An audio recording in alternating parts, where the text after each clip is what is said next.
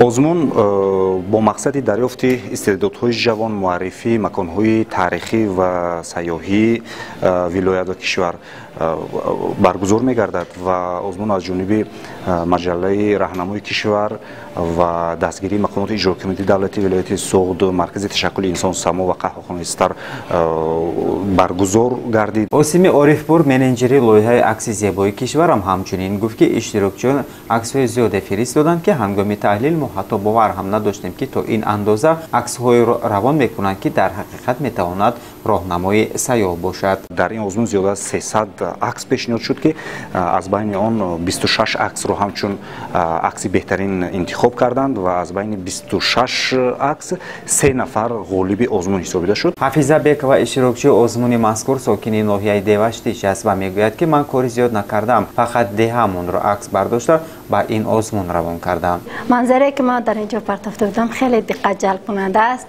ва азбасе ки соли 2018 соли рушди сайёҳӣ ва ҳунарҳои мардумӣ аст, метавонад туристҳо дар онҷо аз онҷо дидан намоянд ва истироҳати хуш кунанд. дар мавриди деҳаи худ чӣ мегӯед барои мо? деҳаи мо воқеан яке аз деҳаҳои хушманзара аст. хеле кӯчак ҳам бошад, 4 тарафи онро кӯҳ ва деҳаи мо дар мобайни кӯҳсор, яъне деҳаи кӯҳӣ аст.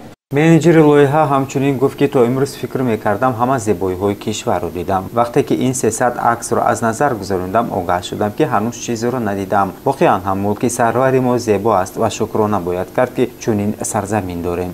ҳар нафаре ки пешниҳод кард, аксари онҳо барои ман набуд, барои ки ман то ҳол пурра Тоҷикистонро нагаштам, намедонам.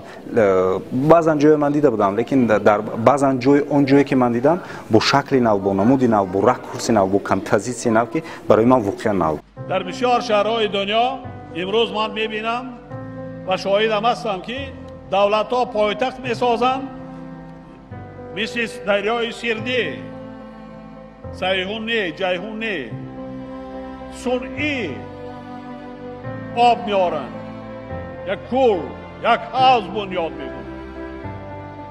ва ин рамзист, худи қалъаи Хуҷанд, худи зодгоҳи Камол, ҷои зист ва ин манзараи ду тараф кӯҳ ва дарё, ина бо чашмони аҳли зиёд дид, бо қалби онҳо аз ин баландии қалъа дар ин ҷо нишасту илҳом омаду эҷод кард.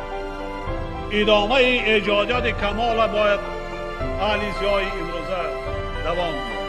ҳафиза Бекова, сокини шаҳри Хуҷанд, мегӯяд, ки Сирдарё сирри худро дорад ва маҳз ҳамин маро водор кард, ки иштирокчии озмун бошам. Мне нравится река, и она такая спокойная, и когда я смотрю на нее, я чувствую спокойствие, и мне легче. осими Орифпур дар анҷоми суҳбати рӯбарӯ гуфт, ки мақсади мо муаррифии Тоҷикистони азиз аст ва ин лоиҳа роҳнамо аст на танҳо барои сайёҳон, балки барои ҳар нафаре, ки мехоҳад Тоҷикистонро бо чашми зебо бубинад. аз он ҷиҳат аксо зиёд аст, ки мо ҷойҳои хеле зиёди тамошобоб дорем ва мақсад ҳам ҳамин аст, ки ҳамин ҷойҳои зиёди тамошобоб барои Тоҷикистон, барои берун аз Тоҷикистон муаррифӣ шаванд, яъне туризми дохилӣ ва туризми хориҷӣ рушд кунад. Муҳаммад Зокиров, сокини ноҳияи Бобоҷон Ғафуров, мегӯяд, ки ман бовар надоштам, ки санкои хомӯши кӯҳҳои шаҳристон ба сухан даромада маро муаррифӣ мекунад. акси кӯҳ мебошад. ман кӯҳро гирифтам, ки мо тоҷикҳо фахр мекунем, ки амин тоҷикем ва ами кӯҳҳои зебо дорем. Самад Юсуфӣ унвони аълочи матбуоти Тоҷикистонро дорад ва қайд намуд, ки аз наврасӣ то ин замон аксбардорӣ мекунам, аммо аксҳои ирсолнамудаи иштирокчиён боз ҳам нигоҳи маро дигар кард ва огаҳ шудам, ки барои аксбардору наворбардор пеш аз ҳама диди зебо зарур аст. миқдори зиёди иштирокчиҳо иштирок карданд ва аз он мо баъд аз шаффофият муҳокимаҳо 3 нафарро ҳамчун ғолиб интихоб кардем, ки дар ҳақиқат Тоҷикистон манзараи бой аст, зебо аст ва иштирокчиёни озмун ғолибон онро бо ҳунари болои худ мана пеши кор оварданд. замоне ки бо Самад Юсуфӣ суҳбат доштем, ровии барнома Хушрӯз Ҷамолиён чорабиниро оғоз намуд ва сухани аввалро ба роҳбари маҷаллаи роҳнамои Тоҷикистон Ҷаннат Омарова дод.